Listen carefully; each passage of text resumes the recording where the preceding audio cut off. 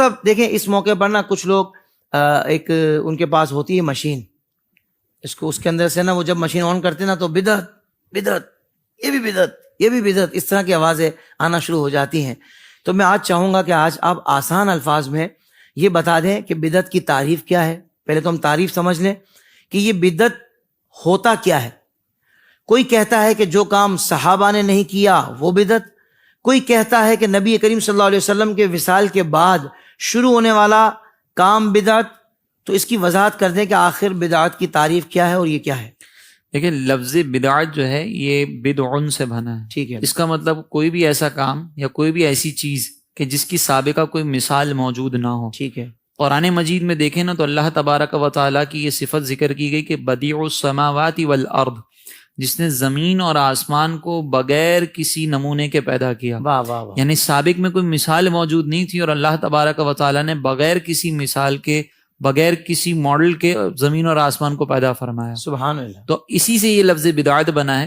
اس کا مطلب ہوتا ہے کہ سابق میں کسی کام کی کوئی ہمیں تصور نہ ملتا ہو، کوئی کانسیپٹ نہ ملتا ہو اور پھر وہ کام اختیار کیا جائے، تو یہ لفظی طور پر اس کو کہا جاتا ہے بدعت. صحیح. اصطلاحی طور پر وہ کام ہوتا ہے، یعنی ٹرمینالوجی، جو شرعی ٹرمینالوجی، یہ تو میں نے بتا دیا کہ ایز پر ڈکشنری بدعت کسے کہتے ہیں. اور اگر ہم ٹرمینالوجی کے اعتبار سے بات کریں کہ شرع کی ٹرمینالوجی میں اس کو بدعت کس کو کہتے ہیں، تو شرع کے اعتبار سے بدعت وہ کام ہوتا ہے کہ جو نبی کریم علیہ الصلاۃ والسلام کے دور کے بعد جاری ہوا ہو، چاہے دور صحابہ میں کیوں نہ ہو، اس کو بدعت ہم کہیں گے. جیسے کہ حضرت صدیق اکبر رضی اللہ تعالیٰ عنہ کے دور کو دیکھیں تو یہ سرکار علیہ الصلاۃ والسلام کے دور سے بالکل متصل تھا. ایسا ہی. اس میں پہلی وہ بات ہوئی کہ جو سرکار علیہ السلام کے دور میں نہیں تھی، یعنی جمع قرآن. صحیح. تو سرکار علیہ الصلاۃ والسلام کے دور کے بعد جب جنگ یمامہ ہوئی، اس میں حفاظ شہید ہوئے، تو فاروق اعظم رضی اللہ تعالیٰ عنہ نے صدیق اکبر کی بارگاہ میں عرض کی کہ حضور جس طریقے سے حفاظ شہید ہو رہے ہیں تو کیوں نہ ہم قرآن کو جمع کر لیں. تو وہاں پر صدیق اکبر رضی اللہ تعالیٰ عنہ کا پہلا کویشچن یہ تھا کہ میں وہ کام کیسے کر سکتا ہوں جو نبی کریم علیہ السلام نے نہیں کیا، کیونکہ پیچھے بدعت کی مذمت بیان کی جا چکی تھی نا. تو صدیق اکبر رضی اللہ تعالیٰ عنہ کے ذہن میں یہی تھا کہ سرکار علیہ السلام نے نہیں کیا، میں کیسے کروں گا. تو پھر حضرت عمر فاروق رضی اللہ تعالیٰ عنہ نے عرض کی کہ حضور یہ کام خیر ہے، یہ کام خیر ہے. آپ عرض کرتے رہے، بالآخر پھر قرآن جو ہے وہ جمع ہوا. اور صدیق اکبر فرماتے ہیں کہ میرا شرح صدر ہوا. تو صدیق اکبر کے ذہن میں بھی جو بدعت کا کانسیپٹ تھا وہ یہی تھا کہ سرکار کے دور کے بعد اگر شروع ہو تو وہ بدعت ہے. اسی طریقے سے اگر ہم فاروق اعظم رضی اللہ تعالیٰ عنہ کے دور میں دیکھیں تو اس میں تراویح کی جماعت، اور وہاں تو فاروق اعظم نے باقاعدہ لفظ بدعت استعمال فرمایا کہ جب تراویح کو جماعت کے ساتھ ادا کرتے دیکھا تو فرمایا کہ نعم البدعۃ ھذہ، کہ کیا ہی اچھی بدعت ہے. اسی طرح سیدہ عائشہ صدیقہ رضی اللہ تعالیٰ عنہا وہ فرماتی ہیں کہ نبی کریم علیہ الصلاۃ والسلام کے دور کے بعد جو سب سے پہلی بدعت جاری ہوئی وہ پیٹ بھر کے کھانا کھانا ہے. اس کا مطلب یہ ہے کہ صحابہ کے دور کے بعد جاری ہونے والا بھی بدعت ہو سکتا ہے، لیکن اصل جو شرعی طور پر جس کو بدعت کہا جاتا ہے وہ جو بدعت کام ہے وہ سرکار علیہ الصلاۃ والسلام کے دور کے فوراً بعد شروع ہوا تو اس کو بدعت کہیں گے. یہ 3 صحابہ کے میں نے حوالے ذکر کیے، بخاری مسلم اسی طرح کی روایتوں میں ہے کہ یہ وہاں سے ہمیں کانسیپٹ ملتا ہے کہ اگر کوئی سرکار علیہ الصلاۃ والسلام کے بعد بھی کوئی کام جاری ہوا تو وہ چاہے صحابہ کے دور میں ہوا ہو، صحابہ نے اس کو بدعت سے ہی تعبیر فرمایا. صحیح. مصعب یہ تو آپ نے بدعات کی تعریف بیان فرمائی ہے اور آپ نے کچھ مثالیں بھی ارشاد فرمائی ہیں، مگر بدعات میں اقسام بیان کی جاتی ہیں کہ بھائی کچھ اچھی بدعات ہوتی ہیں، کچھ بری بدعات ہوتی ہیں. حالانکہ نبی کریم صلی اللہ علیہ وآلہ وسلم نے فرمایا کل بدعات ضلالہ، یعنی ہر بدعت گمراہی ہے. تو بدعات اچھی کیسے ہو سکتی ہے؟ لیکن جب بھی ہم کسی شے کے بارے میں کلام کرتے ہیں نا تو ایک حدیث کو نہیں دیکھا جاتا، اس موضوع سے ریلیٹڈ جتنی احادیث جتنی آیات ہوتی ہیں نا ان سب کو دیکھ کر پھر نتیجہ اخذ کیا جاتا ہے. اگر آپ ایک حدیث کو سامنے رکھیں تو پھر آپ ایک حدیث کو سامنے رکھ کر جو نتیجہ نکالیں گے نا اس کے اندر غلطی ہو سکتی ہے، کیونکہ اس کی وجہ سے دوسری احادیث جو وہ نظر انداز ہو جاتی ہیں. ایک تو مثال میں نے پہلے ذکر کی کہ حضرت عمر رضی اللہ تعالیٰ عنہ نے صدیق اکبر رضی اللہ تعالیٰ عنہ کی بارگاہ میں عرض کی کہ یہ اگرچہ سرکار نے نہیں کیا لیکن خیر کا کام ہے.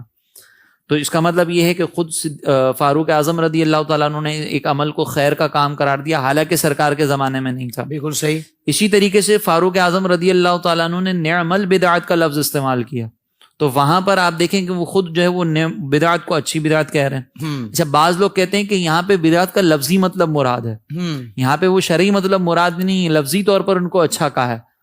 تو یہ شرعی طور پر جو بدعت ہے نا اسی کے بارے میں قرار دیا گیا کہ صحیح. کتنی اچھی بدعت ہے.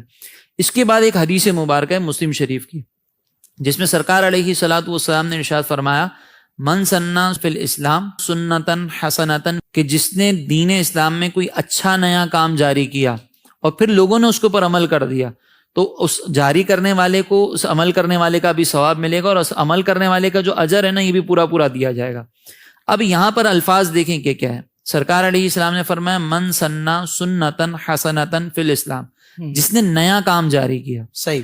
اب یہاں پہ نئے کام سے مراد کیا وہ کام ہے کہ جس کی پہلے مثال نہ ملتی ہو. تو ایک اور حدیث مبارکہ ہے یہ بخاری شریف کی روایت ہے جس میں سرکار علیہ السلام نے فرمایا کہ اول من سن القتل یعنی قابیل کے بارے میں ذکر کیا جا رہا ہے جس نے حابیل کو قتل کیا تھا اور یہ روئے زمین پر پہلا قتل تھا. اس کے بارے میں فرمایا کہ اول من سن القتل کہ وہ شخص جس نے قتل کو پہلی مرتبہ جاری کیا. اب اس قتل کی سابق میں کوئی مثال نہیں تھی. بالکل صحیح. اور سرکار نے کیا فرمایا من سنّا جس نے نیا کام جاری کیا یعنی قتل. تو اسی طریقے سے یہاں پہ سرکار علیہ السلام نے فرمایا من سنّا سنتاً حسنتاً فی الاسلام کہ جس نے دین میں کوئی نیا اچھا کام جاری کیا. اور یہاں پہ سرکار نے باقاعدہ فرمایا فی الاسلام دین میں کوئی نیا اچھا کام جاری کیا. اب یہ بھی حدیث صحیح ہے وہ کلو بدعت دلالہ والی حدیث بھی صحیح ہے. تو جب اس طرح دو احادیث کے مفہوم ہمیں ایک دوسرے کے مخالف نظر آتے ہیں نا تو پھر کچھ نہ کچھ کنڈیشنز لگائی جاتی ہیں. اب وہاں پر جو کلو بدعتیں ہیں اس سے مراد وہ والی بدعتیں جو شرعی اصولوں سے ٹکرا رہی ہوں. کیا خوبصورت. اور اگر شرعی اصولوں سے نہ ٹکرا رہی ہوں تو کلو بدعت دلالہ فاروق اعظم نے بھی ہمیں بتایا. جمع قرآن یہ بہتر ہے یہ بھی فاروق اعظم رضی اللہ تعالیٰ عنہ نے اور پھر صدیق اکبر رضی اللہ تعالیٰ عنہ نے اس کو ایکسیپٹ کیا. تو ہم کلو بدعت دلالہ جو لفظ عام ہے اس کے اندر یہ کنڈیشن لگاتے ہیں کہ وہاں پہ جو بدعتوں کے بارے میں نہ کہ ہر بدعت بری ہے اس سے مراد وہ بدعتیں ہیں جو قرآن و حدیث سے ٹکراتی ہوں. ورنہ کوئی ایسا کام جو کہ دین اسلام کی تقویت کا سبب ہو اس کی بے شمار مثالیں ہمیں موجودہ دور میں بھی ملتی ہیں بے شمار مثالیں ہمیں صحابہ کے دور میں بھی ملتی ہیں. اس کا رد نہیں کیا گیا بلکہ اس کی تو اجازت دی گئی ہے کہ من سنّا سنتاً حسنتاً فی الاسلام کہ جس نے اسلام میں کوئی نیا اچھا کام جاری کیا تو اس کے لیے اس پر اجر ہوگا.